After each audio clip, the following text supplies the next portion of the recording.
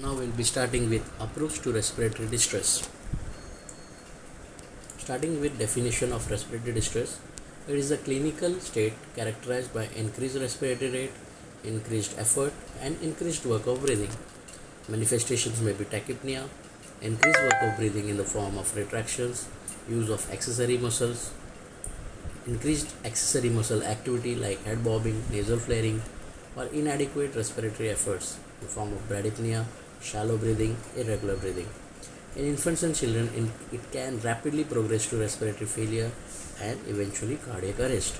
So, early identification and management is crucial. What is respiratory failure?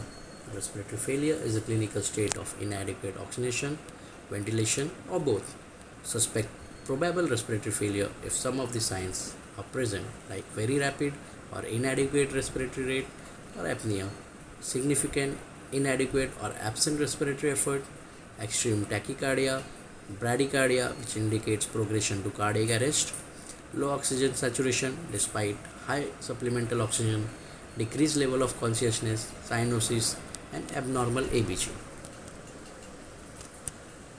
What we'll do now, we'll form an initial impression. Pediatric assessment triangle is the tool used to make the initial impression about the child's condition. It includes A, B, C, which is appearance, breathing, and circulation. It should be completed within a minute of encountering the child. It helps to identify the problem or problems like respiratory, circulatory, neurological, or combination of more than one. It helps to identify the urgency for treatment and transport. Now we'll see what is ABC. In appearance, we'll look out for restlessness, agitation, combativeness. These are the early manifestations of air hunger or hypoxia. Somnolence and lethargy are indicative of severe hypoxia, hypercarbia, or respiratory fatigue. In breathing, we will look out for tachypnea, which is usually the initial sign of respiratory compromise. Children with upper airway obstruction often assume in a sniffing position, in which the child will have neck flexed, head extended, while those with lower airway obstruction may sit in a tripod position, upright and leaning forward on the outstretched hands. In circulation, we will look out for pallor, ashen color, and cyanosis, which may indicate hypoxemia but may also be observed in patients with shock. This is pediatric assessment triangle, which we have talked before. Evaluate, identify, intervene, sequence. Evaluate the condition by primary assessment, secondary assessment, and diagnostic assessments. Evaluation identifies the type and severity of respiratory distress and whether there is any circulatory and neurological impairments present. On the basis of identification of clinical conditions, intervene with appropriate actions. This is the continuous sequence until the child is stable. Use the sequence whenever the child's condition changes. In evaluation, we will see primary assessment, which is a rapid hands-on ABCDE approach to evaluate respiratory, cardiac, neurological function. This step includes assessment of vital signs and pulse oximetry. Secondary assessment, a focused medical history and a focused physical examination is done. In diagnostic tests, laboratory, radiographic, and other advanced tests that help to identify the child's physiological condition and helps in the diagnosis is done. Identify type of respiratory system involvement, whether it is upper airway obstruction, whether lower airway obstruction, whether parenchymal involvement or disorder of controlled breathing, that is respiratory muscles involvement. Identify the severity, whether it is respiratory distress or child is in respiratory failure. Primary assessment and support. Assess airway, breathing, circulation, disability, and exposure. Abnormalities found should be managed in real time. In airway, intervention will provide 100% inspired oxygen, allow the child to assume a position to comfort or manually open the airway with head tilt, chin lift, or a jaw thrust maneuver in a trauma victim. Clear the airway by suction. Insertion of an artificial airway is warranted if airway opening measures do not relieve the obstruction or if consciousness decreases. A nasopharyngeal airway may be used in an awake, semi-conscious or unconscious patients. Oropharyngeal airway should be inserted only if the patient is comatose and gag reflex is absent. This is the maneuver of head tilt and chin lift. This one is jaw thrust maneuver, which is done in a patients with trauma. Now we'll look out for oxygen delivery systems. There are two types of oxygen delivery systems: low flow oxygen delivery system and high flow oxygen delivery system. Low flow oxygen delivery system consists of nasal cannula, blow by oxygen, simple oxygen mask. Nasal cannula gives about 22 to 60% of FiO2 with a flow rate of 0.25 to 4 liters per minute. Blow by oxygen we can give below 30% of FiO2. By simple oxygen mask 35 to 60% with a flow rate of 6 to 10 liters per minute. Now high flow device NRM non-rebreathing mask with reservoir we can provide 95% of FiO2 with at least 10 liters per minute of oxygen flow rate. In high flow nasal cannula we can provide 20 to 100% of FiO2 with a flow rate of 4 to 40 liters per minute. The formula is 2 liter per kg. Even we can use Venturi's mask, which is also a high flow device. In breathing, assessed by respiratory rate, work of breathing, abnormal respiratory sounds, color. Apnea, gasping respiration or signs of respiratory failure. Proceed to mechanical ventilation. Monitor oxygenation by pulse oximetry. Monitor ventilation by ATCO2. Circulation is assessed by heart rate, rhythm, peripheral circulation, blood pressure. Volume administration and inotropes is considered if needed. Now we will see the causes of respiratory distress in children. Knowledge of this is very important to identify and to promptly institute the right management aimed for etiological conditions.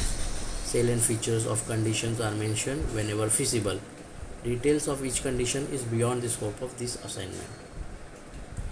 Immediately life-threatening conditions.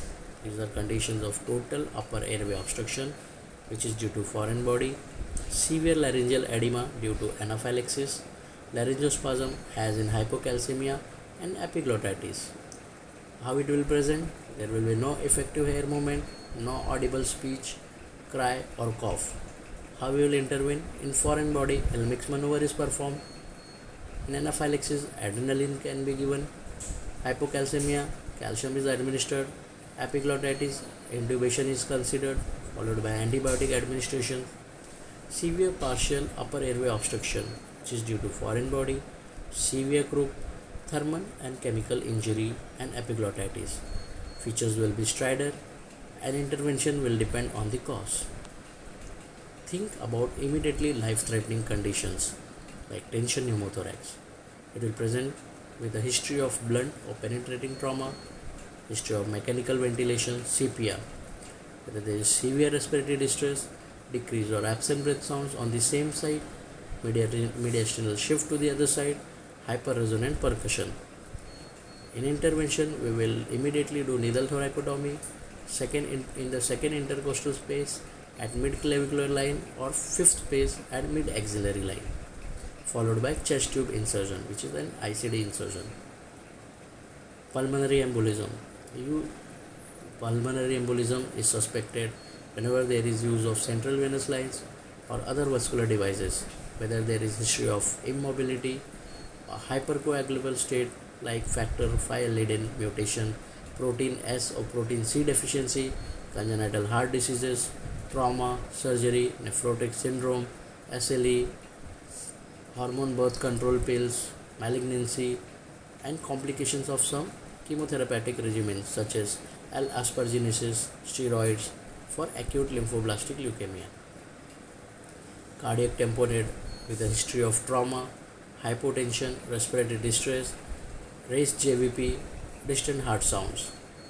Intervention, immediate bedside USG guided pericardiocentesis. Causes of respiratory distress. The traumatic causes of respiratory distress like flail chest, pulmonary contusion, pneumothorax, hemothorax, smoke inhalation, submersion injury, and rare in pediatrics. History of blunt trauma to thorax. Infectious causes of respiratory distress, peritonsillar abscess, which will present with local pain, sore throat, trismus, difficulty in swallowing, and muffled voice. Tonsillar and peritonsillar swelling and erythema with deviation of uvula to the unaffected side.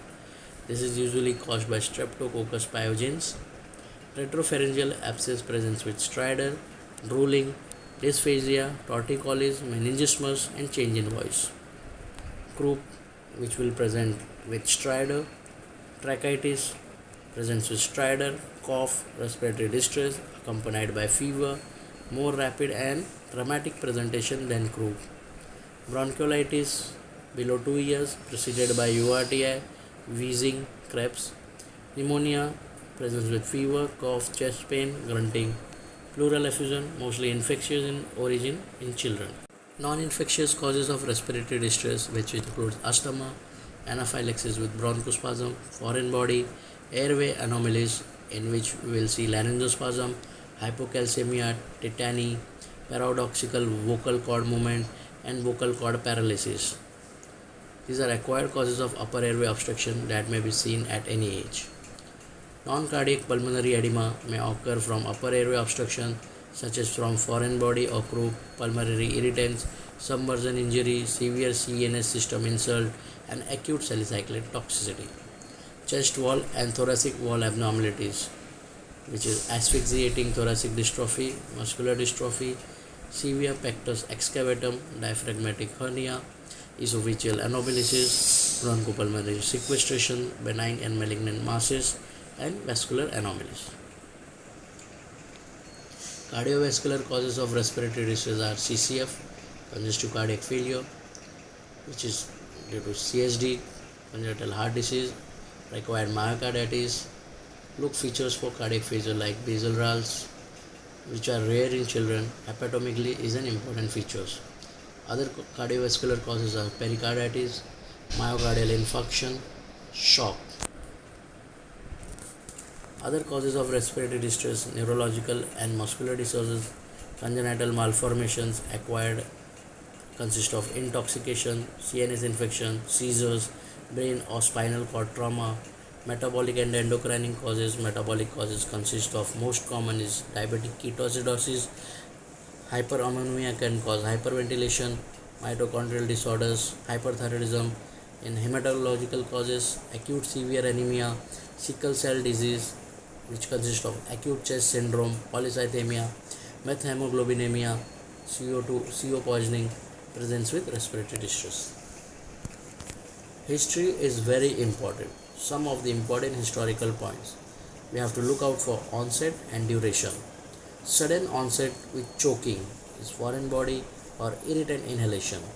Change in voice, laryngeal and upper airway disease. Sudden onset of chest pain, pneumothorax, rarely cardiac tamponade. History of trauma, recent travel, previous episodes may proceed to asthma. Underlying medical conditions gives clue for sickle cell disease, cystic fibrosis, DVT. Family history may give clue for asthma and other allergic disorders. Physical examination is very important. Respiratory rate. We have to keep a pulse card always with us to look out for normal respiratory rate for each age category.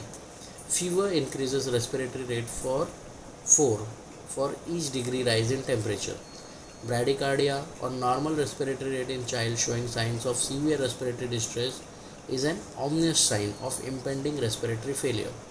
Tachycardia should be due to increased sympathetic tone and is commonly present in children with respiratory distress. Bradycardia in a hypoxemic child is a late and ominous sign that often signals impending cardiopulmonary arrest. This is normal respiratory rates in children as per age. In newborn it will be 30 to 60 breaths per minute. Infant, that is 1 to 12 months, 30 to 60 breaths per minute. Toddler 1 to 2 years, 24 to 40 breaths per minute. In a preschool 3 to 5 years, 22 to 34 breaths per minute. In school age children 6 to 12 years, 18 to 30 breaths per minute. In adolescent 13 to 17 breaths per minute. 12 to 16 breaths per minute.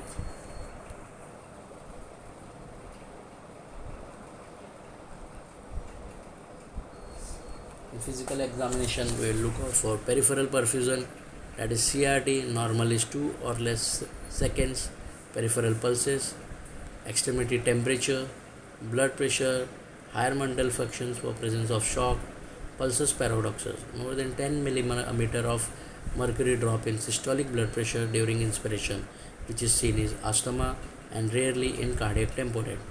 We look out for oxygen saturation, arrestic room air oxygen saturation persistently less than 97% by pulse oximetry is abnormal in full term infants and children.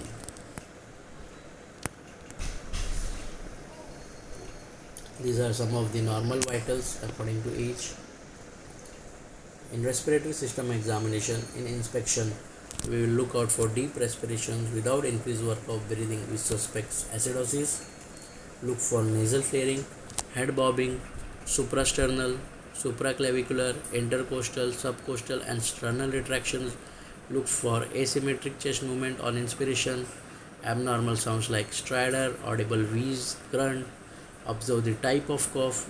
Barking cough is subglottic involvement as in croup, staccato cough as in mycoplasma or chlamydia infections, dry tight cough as in asthma, wet cough as in tracheal secretions. Grunting, which is an end expiratory sound that occurs as a result of exhalation against a partially closed glottis. It shows expiratory flow and increases lung volume and alveolar pressures. Grunting is typically a sign of moderate to severe respiratory distress that occurs in infants and young children with lower airway disease such as pneumonia, atelectasis, or pulmonary edema.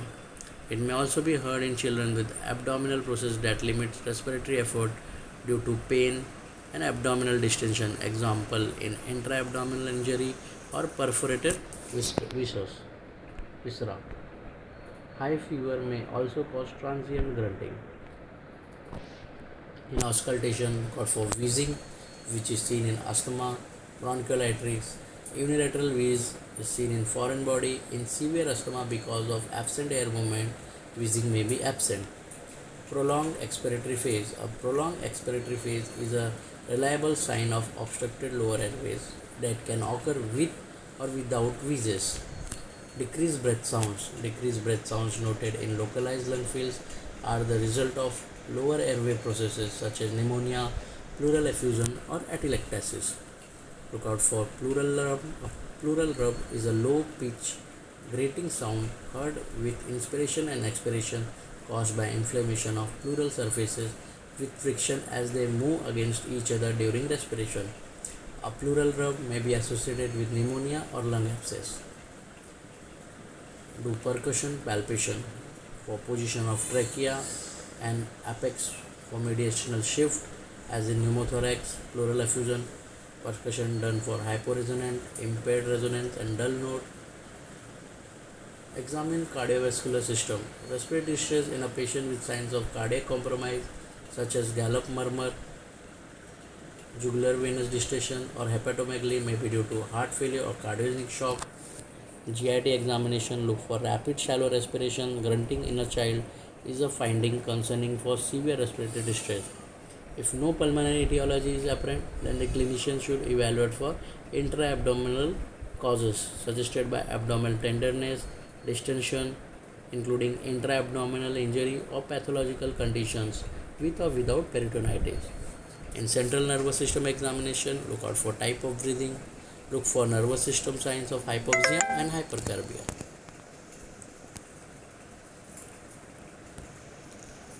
Approach to respiratory distress based on physical findings. This is the algorithm for approach to respiratory distress based on physical finding. Absent or markedly decreased breath sounds, labored respiration, and stridor at rest. If it is present, refer to the up-to-date algorithms from management of severe or complete airway obstruction in children. If it is absent, whether it is trauma, no. If trauma is not there, breath sounds are symmetrical or not, we have to look out for breath sounds. If breath sounds are symmetrical, yes. Whether it is wheeze or rals, If the answer is yes, whether it is associated with fever. If it is not associated with fever, then wheezes may be in asthma, bronchiolitis, anaphylaxis, exacerbation of chronic pulmonary disease, mediastinal mass. If RALS is present in heart failure, pulmonary edema, atypical or viral pneumonia, bronchiolitis, non-infectious pneumonitis, exacerbation of chronic pulmonary disease. If present with fever, with wheeze, seen in bronchiolitis, viral or atypical pneumonia, asthma with febrile illness, RALS with fever, seen in pneumonia, bronchiolitis, myocarditis with heart failure. If there is no wheeze or RALS, whether there is tachypnea or no. If tachypnea is present, whether there is fever. If fever is present with tachypnea, then it may be seen in sepsis, pneumonia, empyema, meningitis, encephalitis. Fever is not present but tachypnea is there. Abnormal cardiac examination is there, yes, then it is congenital heart disease, heart failure, myocarditis, arrhythmia, pericardial effusion or pericardial tamponade. If there is no abnormal cardiac examination, maybe pulmonary embolism, metabolic disturbance like PKA, pain, CNS stimulation, thoracic mass, neuromuscular disease. If there is no tachypnea, look out for fever. If fever is present, then it may be meningitis, encephalitis. If fever is not present, CNS depression, neuromuscular disease or neonatal apnea. If breath sounds are not symmetrical, whether there is wheeze or RALS. If there is wheeze, if it is associated with fever, yes, then maybe lobar pneumonia, emphysema, viral pneumonia and foreign body. And there is no fever but asymmetrical wheeze, foreign body or asthma.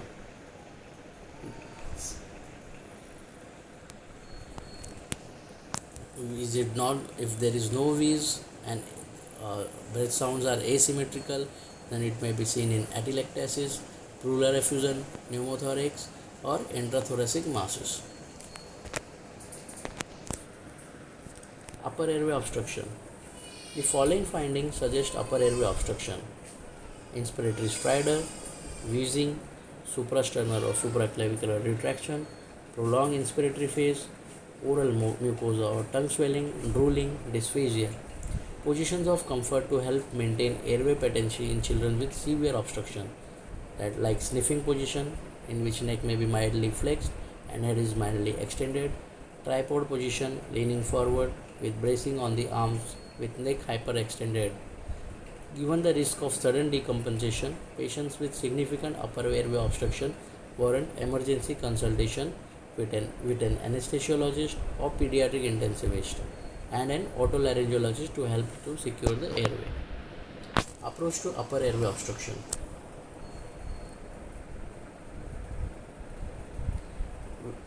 Findings of upper airway obstruction are present. Signs of severe airway obstruction: one of more of the following: tripod or sniffing position, panicked appearance, severe respiratory distress like nasal flaring, grunting, and marked suprasternal or supraclavicular retraction with poor air movement, cyanosis, unable to speak or cough. If it is present, yes, emergently call for an anesthesiologist and otolaryngologist to assist with securing the airway. Refer to up-to-date algorithms and topics on the approach to severe airway obstruction in children. Do not permit diagnostic procedure, example, direct visualization or plain radiographic imaging, to delay or complicate definitive airway management. If above symptoms are not present, history of blunt or penetrating neck trauma with neck bruising, oropharyngeal bleeding, subcutaneous emphysema is there, yes, then it may be laryngotracheal injury. If it is not absent, history of smoke inhalation or ingestion of hot liquid or caustic agent is there, then it may be thermal or chemical epiglottitis. If there is no history of above smoke inhalation and ingestion of hot liquid, abrupt onset of choking, gagging or difficulty in swallowing in a previously healthy child, if it is present, then it may be upper airway foreign body. allergic reaction, anaphylaxis, hereditary angioedema. If it is not present, know whether there is fever. If fever is there, high fever, toxic appearance, acute onset of illness, yes. Stiff neck is there, yes, and it may be retropharyngeal abscess. Stiff neck is not there, and bacterial tracheitis or infectious epiglottitis. If high fever, toxic appearance, and acute onset of illness is not there, unilateral or bilateral tonsillar enlargement is there, yes, then it may be peritonsillar upset, infectious mononucleosis.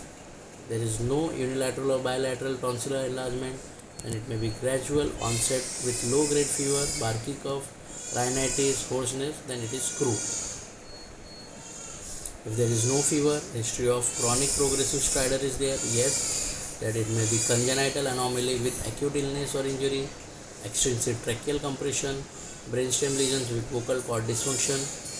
If there is no history of chronic progressive disorder, maybe laryngospasm, thyroidoxical vocal cord motion. Pulse oximetry. Pulse oximetry provides an estimation of proportion of hemoglobin that is saturated with oxygen rather than partial pressure of oxygen. In most patients with SpO2 values of 90% or higher, the value lies within 2 to 3% above or below the true arterial saturation. The accuracy worsens when SpO2 is less than 90% and especially below 80%. Peripheral oxygen saturation can only be interpreted when the waveform is normal. Pulse oximetry readings can be falsely low due to signal failure in settings of hemodynamic instability or poor limb perfusion. Carboxyhemoglobin in CO poisoning gives falsely high SpO2. Co-oximetry is recommended in those cases. Pulse oximetry can overestimate as well as underestimate SaO2 because of methemoglobinemia. In laboratory tests, patients with severe respiratory distress warrant measurement of venous or arterial blood gas to assess ventilation and more accurately determine oxygenation. These measurements can be correlated with continuous non-invasive monitoring with pulse oximetry and EtCO2 measurement and can help to determine the need for further airway management, such as endotracheal intubation. Other studies may be necessary depending on clinical findings and history. In imaging, we'll do soft tissue radiograph of lateral neck, may identify a large retropharyngeal abscess, tracheitis that causes pseudomembrane formation. An AP and lateral chest radiographs can localize and identify pulmonary and cardiac etiologies based on findings such as pulmonary consolidation, collapse, pleural or pericardial fluid and air leak. Ultrasound. Pulmonary ultrasound can diagnose pneumothorax, pleural effusion, hemothorax, pneumonia and pulmonary edema. It can facilitate the timely performance of needle thoracotomy for tension pneumothorax and placement of pigtail catheter or chest tube to decompress pneumothorax, pleural effusion and hemothorax. Cardiac ultrasound can identify cardiac structure and function, pericardial effusion, cardiac tamponade, and when available should be used to guide pericardiocentesis. The summary of overall is: form an initial impression using PAT, that is Pediatric Assessment Triangle. Perform primary assessment using ABCDE approach. Follow the evaluate, identify, intervene sequence till the child is stable. Intervene whenever required. Take a detailed history and do comprehensive clinical examination when the initial interventions are completed. Find out etiology and direct treatment towards that. Continue supportive care as needed. Thank you.